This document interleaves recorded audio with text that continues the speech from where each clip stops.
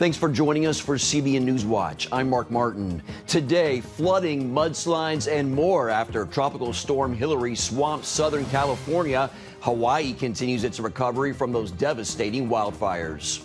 School shooting survivors writing letters to future survivors to help overcome the trauma of these deadly attacks. She was a missionary to the very people who killed her husband. We'll bring you a look at the life and legacy of Elisabeth Elliot, now being showcased in a special exhibit at the Museum of the Bible. And many people travel into our national parks for healing and recovery, and that's why a ministry has been spreading the gospel in those areas. We're going to take a look at how God is changing lives. Those stories and more today on NewsWatch.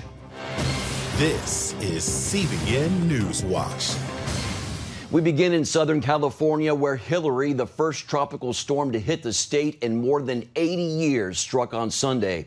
That coming as a moderate earthquake also hit Los Angeles. Now the area is facing torrential rains and flash floods. Dale Hurd brings us the story. The drought in Southern California is over. Hilary, the first tropical storm to hit the region in 84 years, brought some areas more than half a year's worth of rain in just one day. Flooded streets made driving dangerous. In Thousand Palms, the streets were impassable from flash flooding. We are flooded.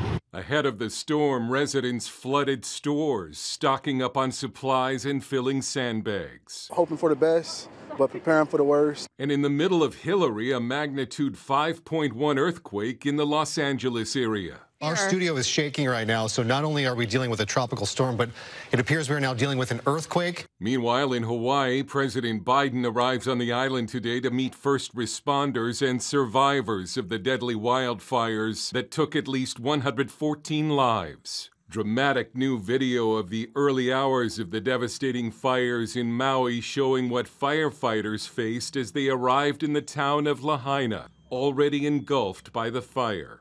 More than 800 people are still missing as search crews continue going through fire-ravaged homes and buildings. With Maui's water-contaminated, CBN's Operation Blessing has partnered with Youth with a Mission to provide water filtration and other much-needed supplies. We have water filtration units that clean that water. So we took those filtration units to that community center. And then the people at the community center are going to take those filters and bring them into areas in Lahaina so that many families can now have access to good, clean drinking water. Their church destroyed, these Sunday worshipers gathered at a coffee house 23 miles away.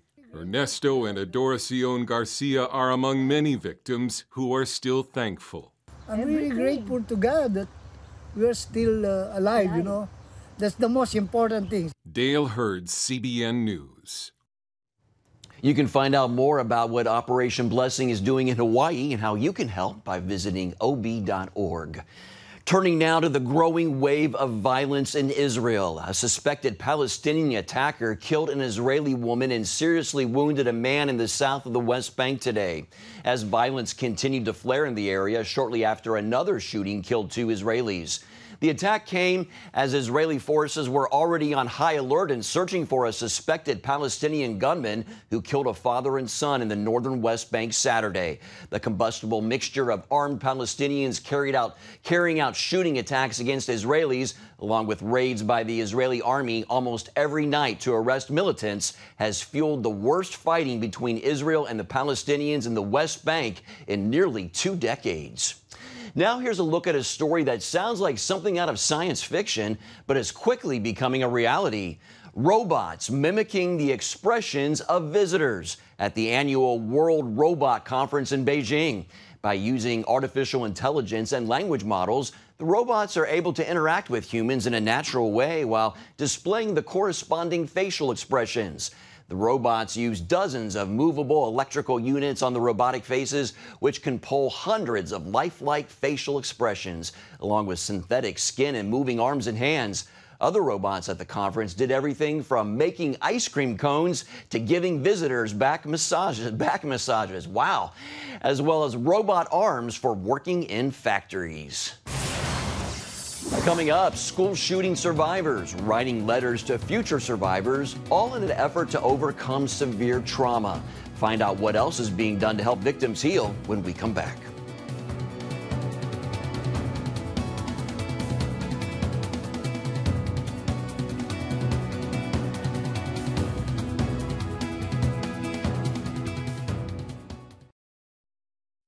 Your news channel, your shows, the stories you care about. Anytime you want, anywhere you want. Download the CBN News app today. PTSD, anxiety, and depression. These are the symptoms of the long-term trauma suffered by survivors of school shootings.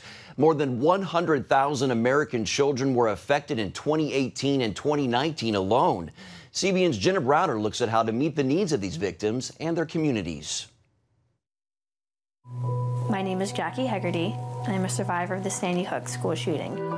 My little sister, Jackie Caceres, was 9 years old when she was killed in a shooting at Robb Elementary in Uvalde, Texas. School shooting survivors in their own words.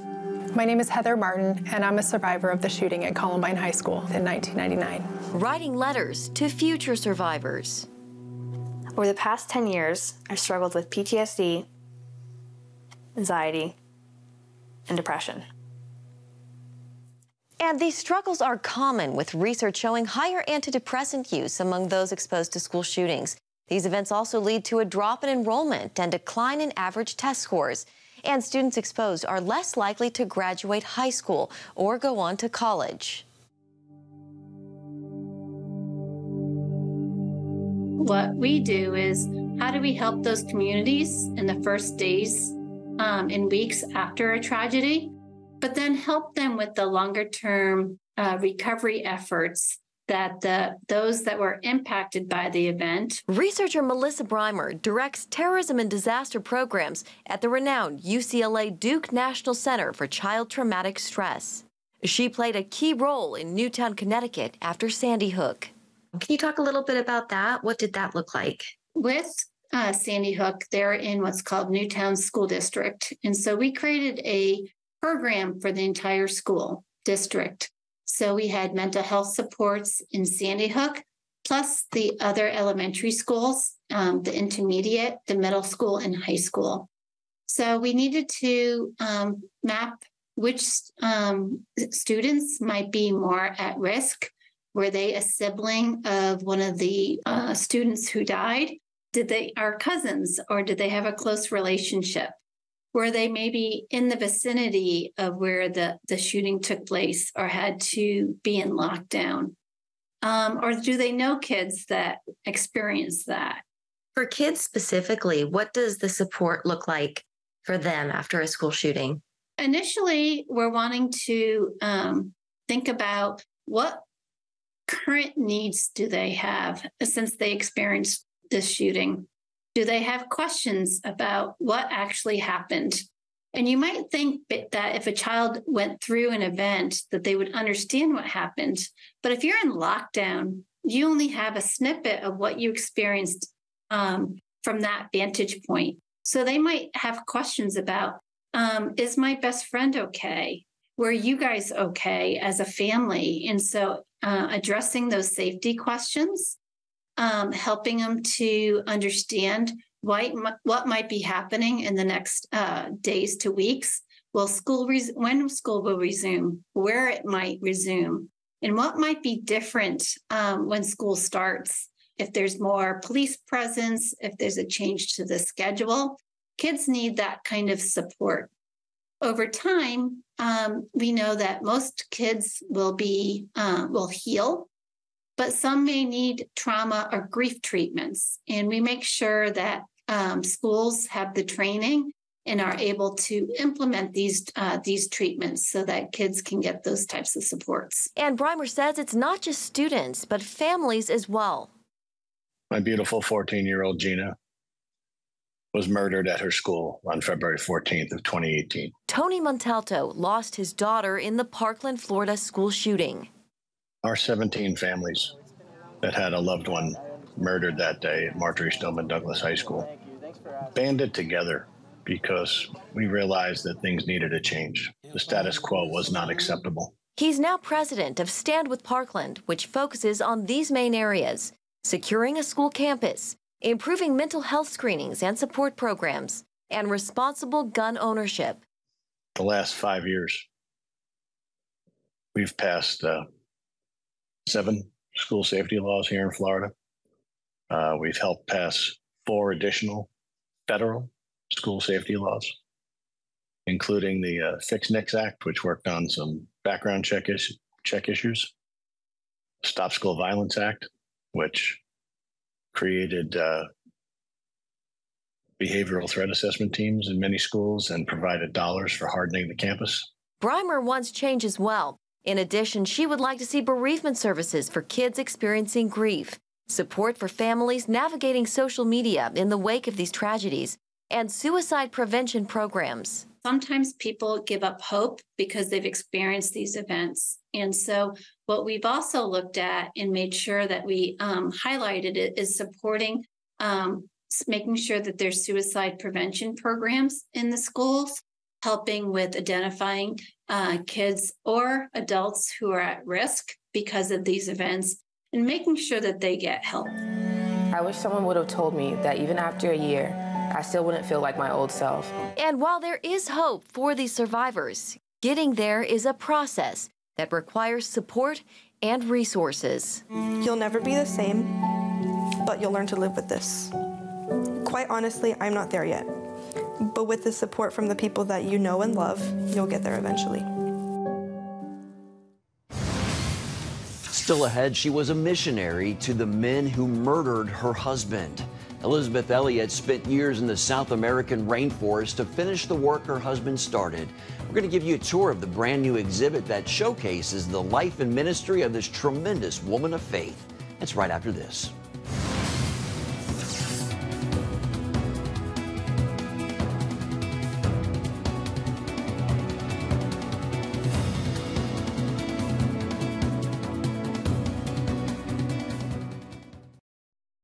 Welcome back to CBN NewsWatch. A new exhibit at the Museum of the Bible showcases the life and ministry of Elisabeth Elliot. She dedicated her life to bringing the gospel to the Ecuadorian tribe that had killed her husband. Elliot passed away almost 10 years ago, yet her spiritual legacy lives on. CBN Washington correspondent Abigail Robertson brings us her amazing story of faith, forgiveness, and redemption. Whether you've known of Elisabeth Elliot for decades or hearing her story for the first time, there's no doubt she will inspire you. My prayer is that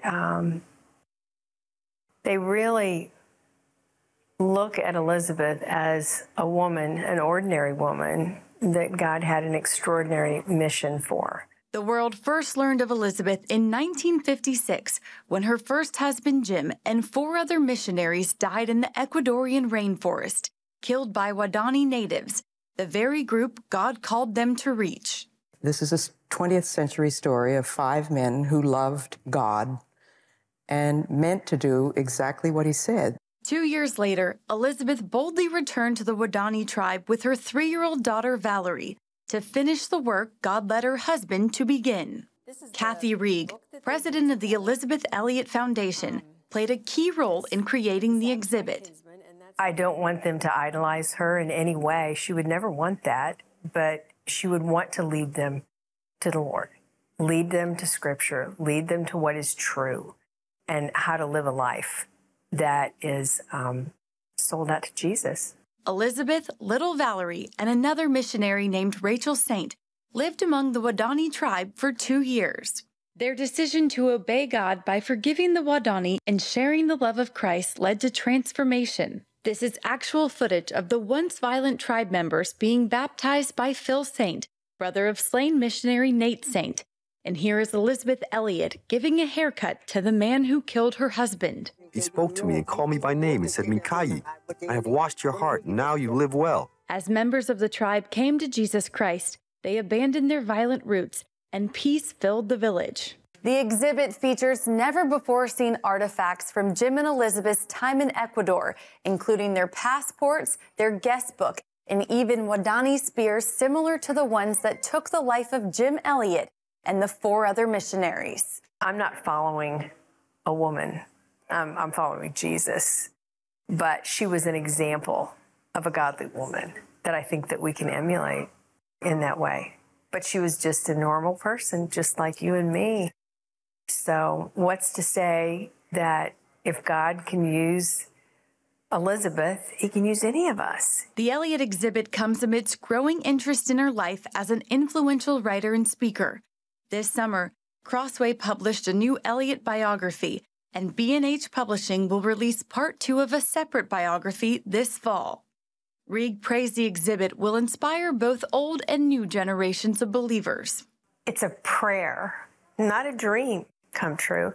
It's a prayer, but it's an impression that God put on my heart.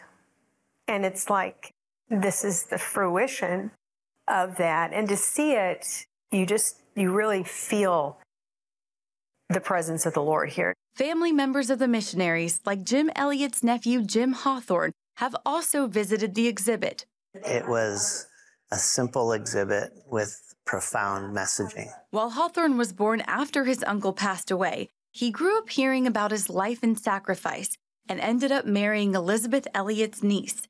While many artifacts weren't new to Hawthorne, he became emotional, describing to CBN News the impact of seeing them all in one place. To circle the room and see images of the men's real experience on Palm Beach, both meeting and then subsequent dying at the hands of the Wadani people.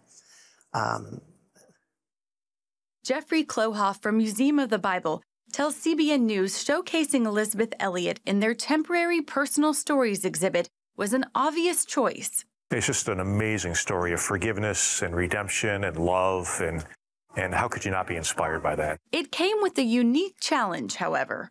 We actually, there's poison darts. We actually had them tested to make sure they're not poison on them. We didn't want anybody to get hurt, in the making of the exhibit, that kind of thing. So, it's really cool that we're able to show these off here for the first time in this beautiful museum and tell this amazing story here. The Elisabeth Elliot exhibit will be on display at Museum of the Bible through January 2024. And then the museum will feature a new exhibit on Billy Graham, the Pilgrim Preacher. Reporting from Washington, Abigail Robertson, CBN News. What a legacy. Well, coming up, people often travel into nature to get away from the stresses and strains of everyday life. And there's a 70-year-old ministry out in America's beautiful national parks spreading the gospel. We're going to bring you that story when we come back. Stay with us. On October 1st, 1961, history was made when a tiny station began transmitting the first signals of the Christian Broadcasting Network. CBN, the Christian Broadcasting Network. And now, a new era has begun with the all-new CBN News Channel. Just moments ago, the Iron Dome intercepted an incoming rocket right on the Gaza border. And ministering in this area, spiritual warfare is definitely involved. A 24/7 news network, bringing you the news you want from a source you can trust. In Kenya, 40% of the medical services are actually provided by these Christian hospitals. Let's talk about the economy. Believers here are joining together to win people to Jesus Christ. All your favorite shows now in one place, all day, every day. The CBN News Channel. Download the app or visit cbnnewschannel.com. CBN News. Thanks for staying with us. People in need of healing and restoration often turn to nature. That's why a 70-year-old ministry is dedicated to spreading the gospel in America's beautiful public lands from Alaska to the Virgin Islands. CBN's Brody Carter takes us to California's Yosemite National Park to see how God is changing lives through this grassroots student-led effort. In some of Earth's last standing wild spaces, many visitors experience nature in its raw form, while also searching for healing, restoration, or peace. You've got something as a backdrop that is so beautiful that people are going, who made this? What does this mean? Those working in the parks, however, say life's not always rainbows and butterflies. There's a lot of really hard things that happen in the parks. Every year we hear of things like drug abuse, alcohol abuse, suicide. Many of the country's more than 420 designated public lands contain remote and rugged terrain. These are the places where ACMNP, or a Christian ministry in the national parks, sends team members. You are thrust into an environment where you don't have a ready-made church at hand. You're not trying to actually even plant a church, you're trying to create a seasonal church. Founder Warren Oast began the ministry in 1951 when he saw no connection between Yellowstone and the local church. It started with a Bible study in the bar of the Old Faithful Inn, sharing faith and hope with park guests. To date, the organization serves in 45 parks. This is the iconic Yosemite Valley behind me, where an estimated 4 million people from across the globe travel just to see these natural wonders. But when it comes to sharing the gospel this summer to visitors, that responsibility rests on the shoulders of one woman. Well, we don't have anything like this in Minnesota. We have lakes, we don't have mountains. 21-year-old Grace Bennett left her home state for the first time in May to experience a California summer, grow in her relationship with God, and help others do the same. It's one of the only places in the world that you can find this kind of granite. She found work in Yosemite through ACMNP, serving as a park employee during the week and leading worship on Sunday. I think there's something so special about being able to preach the gospel in his creation. So many people are drawn here because they're drawn to beauty or mystery or magnificence or all those things, and they are here for that reason. They're searching for that, but they don't know who they're actually searching for. Even though Grace is the ministry's sole representative in Yosemite, she joins some 15,000 alumni who see the national parks as a special place where people can connect with God. Going to work, I don't necessarily look at the mountains anymore. I'm not stopping to pause at the waterfall every time I pass it. And yet, when I do, I'm just greatly humbled just to be here. Reporting in Yosemite National Park, California, Brody Carter, CBN News.